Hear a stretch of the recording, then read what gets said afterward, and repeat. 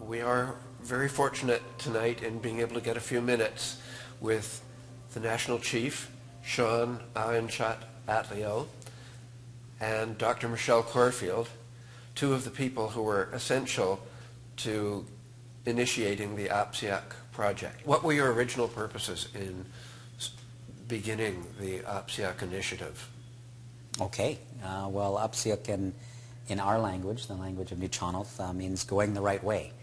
And for a long time, our peoples have really struggled, not only amongst ourselves, but I think in relationships with the rest of Canada. And Ahp-cii-uk is really about coming together of peoples, and it offers incredible opportunities for reconciliation and to see communities supported to lift themselves up. We knew as leaders of Nuu-chah-nulth that we needed help for our people. Shawn then was the regional chief of British Columbia, and we needed to find a way, knowing we did not create the problems that we find ourselves in.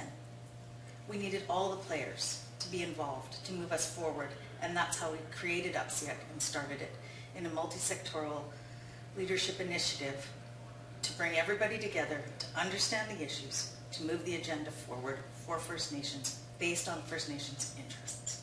What are the key things that the communities have gained? Well, I maintain that today that people are living because of Ahp-cii-uk, that it's as fundamental as that. The challenges that Michelle talks about were very fundamental. We're talking about suicides, a huge rash of suicides as well as suicide attempts. And so it was really life or death. I think for our communities, it's about learning how to work with others. It's learning about trusting others, that not everything that has happened in our colonial past is going to happen again in our future. That we can change the agenda. We can change how people perceive us in community and how we work with others. What are the benefits for businesses to being involved with Ahp-cii-uk?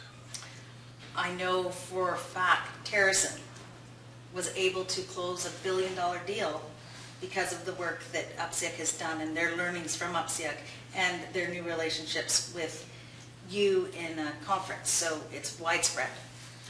You mentioned reconciliation earlier. How can Ahp-cii-uk contribute to reconciliation, the kind of reconciliation that we all agree is so important in Canadian society today? So it really is about embarking on a new era of reconciliation. Reconciliation, after all, being about the very basis of which is relationships. Relationships built on mutual respect, mutual recognition, and trust. Our government partners seem to be learning from their involvement in Ahp-cii-uk. What do you think the key things for them to learn are? I think from a provincial perspective, the province has not been engaged in First Nations communities very much prior to 1993. So it's still a relatively new conversation that they're having with First Nations. So there's still a lot of learning to happen. From the national perspective? Well, I think both government and business and industry are recognizing that as the mainstream population is aging, as Canada wonders how it's going to pay for its health care services, how it's going to pay for its pensions, I've got my hand up all over the country and saying, look at us. The Aboriginal youth population is the fastest growing, most dynamic segment of the Canadian population and can be make a huge contribution to Canada's economy, be a response to the troubles that we're finding with labor market shortages, and of course tap into human potential that has yet to be tapped into in this country. I think one of the founding principles that when we designed Ahp-cii-uk was we knew that we couldn't change things overnight and we couldn't change things in a 5-year funding formula, that we needed a generation to make a difference. We needed a 10-year funding commitment and we needed 10 years of people's time to spend in community to learn so that they then could take those learnings out with them. The main way that government describes or considers its relationship with First Nations is under the guise of the Indian Act, which is an act that doesn't serve anybody. And the philanthropic community, the academic community, the Canadian community, business and industry can really play, I think, a facilitative role to enhance understanding that we need to get beyond these colonial legacies that continue to be a barrier that holds all of us back and free ourselves from that.